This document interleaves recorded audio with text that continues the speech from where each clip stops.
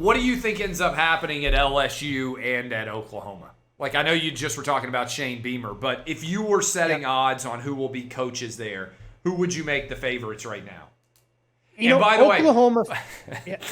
way, we're taping this by a couple of hours, so if this goes up and people are like, oh, you guys are idiots, you don't even know. No, we're taping this because I'm going to be live on television, you're going to be live on television, so we don't want this to air right around the same time. So if there is a movement occurring, I don't want people to be like, you guys have no idea. We're talking about this in the early afternoon of Monday morning. Or Monday afternoon. Oklahoma, I honestly really don't have a clue in terms of what direction they're going to go. But I said it to some folks close to the program there that if you're Oklahoma, this arguably may be the most important coaching hire that this program is ever going to make to try and get Oklahoma ready to make a smooth, seamless transition to the SEC.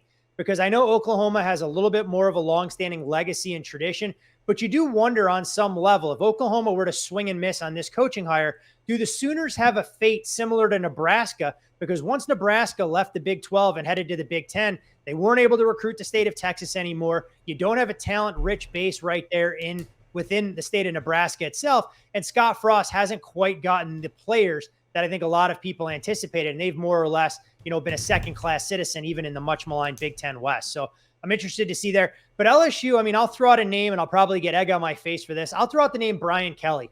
I really think that LSU decides to throw everything they can at Kelly, who I know there was some loose ties to potentially USC. I'm sure Notre Dame maybe wants to, try and sweeten the pot a little bit, and Kelly can use it for leverage. But you wonder if you're going to finally be able to get over the hump at Notre Dame, where LSU, you can bring in whatever players you want. I know the pressure is going to be a lot steeper, but that would be a long shot candidate that I would throw out there. Other than that, though, I've been surprised at all the coaches that have been given lucrative paydays. James Franklin, Mel Tucker, PJ Fleck, Lincoln Riley. All of these guys have set the bar so high. The only person making more money than them right now in sports, I think, is Max Scherzer. Or Skip Bayless.